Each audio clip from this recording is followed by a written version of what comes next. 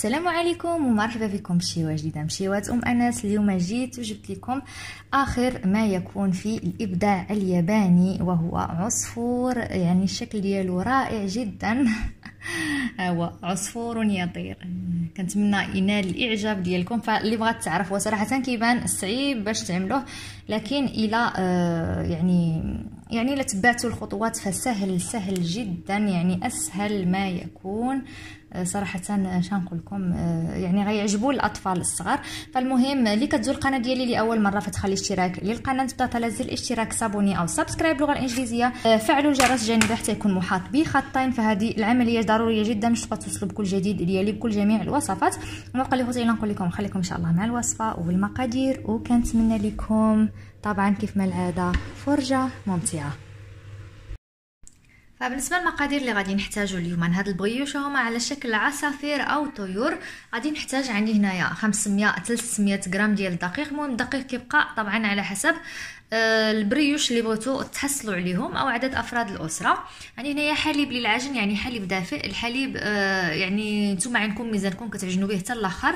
عندي 8 غرام ديال الفانيليا، و7 غرام ديال الخميره ديال الخبز، 4 ملاعق مملوءه جيدا من السكر الخشن، ربع ملعقه من الملح. عندي هنايا ياغورت طبيعي ما يعادل 4 ملاعق مملوءه جيدا، وعندي هنايا على جنب 6 ديال الملاعق من الزيت النباتيه، وبيضه واحده. فغادي نشكل واحد الحفيره هيدا او حفره صغيره. غادي نعمل البيض والمواد الجافه. غادي نعمل خميره الخبز. انا استعملت خميره حبيبات، ما الا بغيتو تستعملوا خميره طازجه بالامكان ديالكم تستعملوا كذلك الخميره الطازجه. غنعمل كيس من الفانيليا. بغيتو تزيدوا فيها بشر او قشور الليمون الحامض بالامكان ديالكم تزيدوها، كتعطيها كذلك واحد اللذه واحد البنه مزيونه للبريوش. غادي نعمل واحد القبيصه ديال الملح كيف ما كتشوفوا، تقريبا ربع ملعقه. غادي نعمل السكر 4 ملاعق، وبيضه واحده.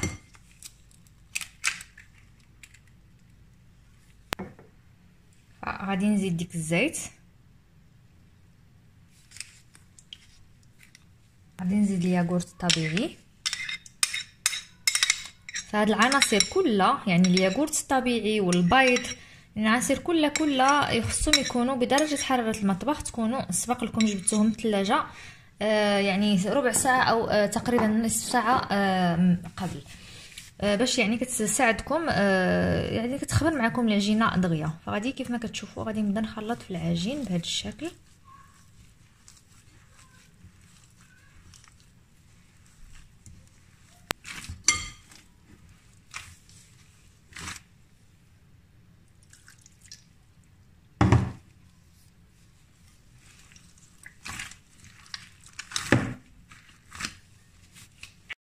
كيف ما كتشوفوا معايا كيكون هذا هو القوام ديال العجين، كيكون عجين كيلتصق. فهذا هو السر الضروري جدا في اي بريوش، يعني ماشي ضروري يعني بريوش على العموم عامه. يعني السر ديالو انكم ما تعجنوش قاصح، ضروري جدا ما يكون كيلصق في اليدين. حاولوا ما امكن تعجنوه غير بهذه الطريقه هي، يعني واخا كيلصق كتحاولوا كتبقاو تضربوا غير بشويه بشويه هيدا، كتقلبوا فيه صافي حتى كيولي على هذا الشكل. ها هو. فصافي ان شاء الله غادي نغطيه بلاستيك غذائي، غنخليه لمده 45 دقيقه حتى يخمر ويتضاعف الحجم ديالو. ندوز ان شاء الله نشكلوا العصافير مع بعض. كيف ما كتشوفون بعد ما تضاعف الحجم ديال العجين ديالي بهذا الشكل، ها هو ما كتشوفوا. غادي نخرج منه الهواء طبعا.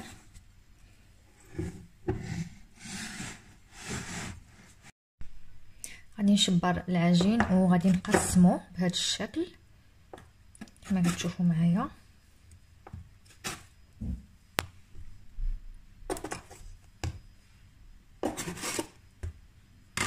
فدائما طبعا الزياده غادي نبقى نقصه. الكرات لازم يكونوا كرات صغارين بهذا الشكل.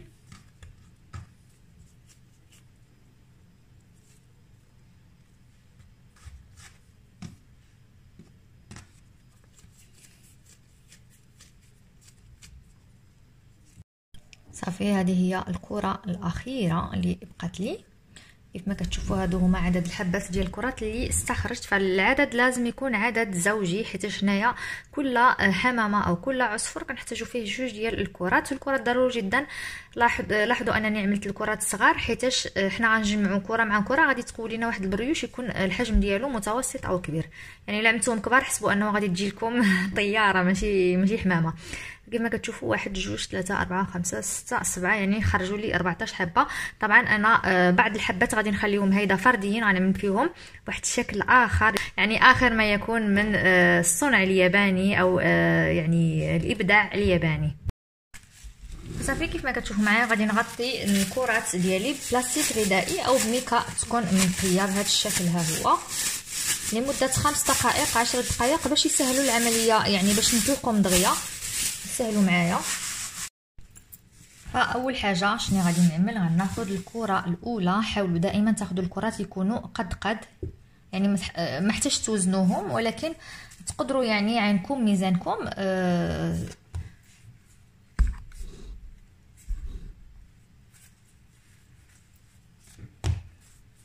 غادي نحاول نعمل منهم حرابل.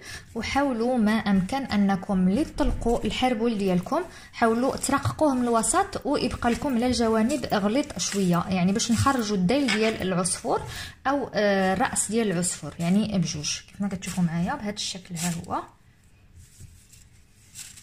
كيف ما كتشوفوا معايا من بعد ما عملت جوج ديال الاحرابل، واحد غادي نعمل له هيدا وغادي نجيب الثاني غادي نعمل له هيدا. غادي نحاول ندخل الراس من هاد الجهه كيف ما كتشوفوا، وكذلك هذا ها هو غادي ندخلو من هاد الجهه.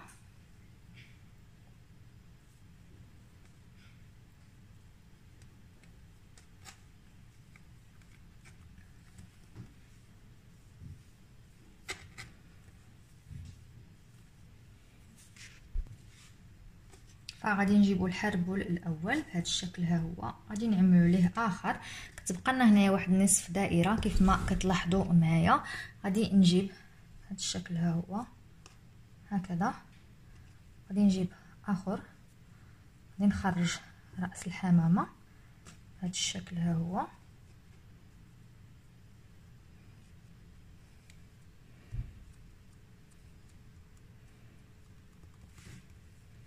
كيف ما كتشوفوا معايا بهذا الشكل واسطه شوكه. كيف ما كتشوفوا معايا بهذا الشكل. ها هو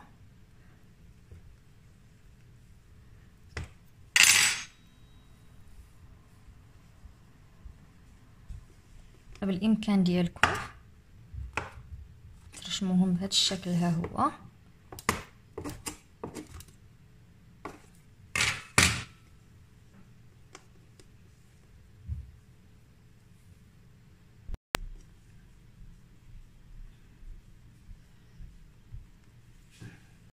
دابا غادي نجيو لواحد الطريقه واللي هي طريقه حصريه وجديده عند اليابان نوريها لكم دابا.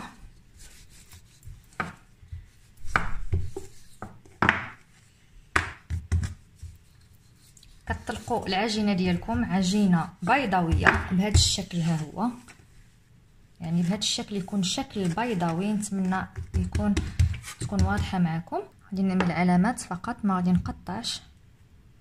اذا بغيتو تقطعوا فغيجي لكم الجناح مقطع، يعني كذلك هي فكره.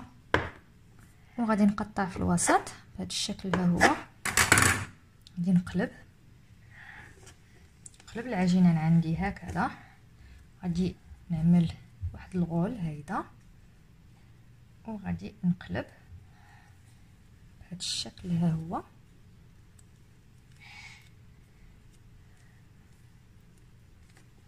نتمنى تكون واضحه. غادي نقلب العصفور اللي غيكون بهذا الشكل. صافي غادي نعمل له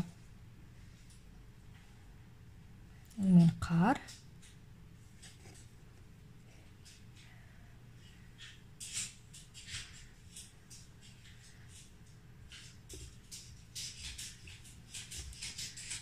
قطعوا بهذا الشكل. ها هو طبعا ما تنساوش العينين.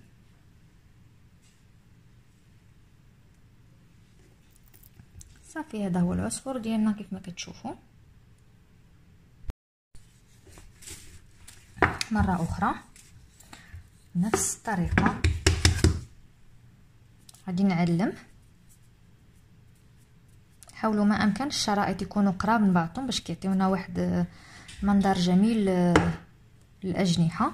غادي نجي الوسط، غادي نعمل واحد التقطيعه في الوسط غتكون فيها سنتيم ونصف. غنجي غادي نلصق، غادي نقلب العجينه مره اخرى، غادي نلوي وغادي نجبد بهذا الشكل. ها هو غادي نبسط جيدا، غادي نقلب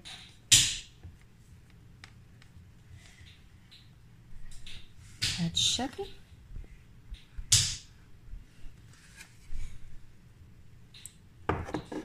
وغادي نقطع الدايل ديالو كيكون على هذا الشكل. ها هو كما كتشوفوا معايا. صافي غادي نجيب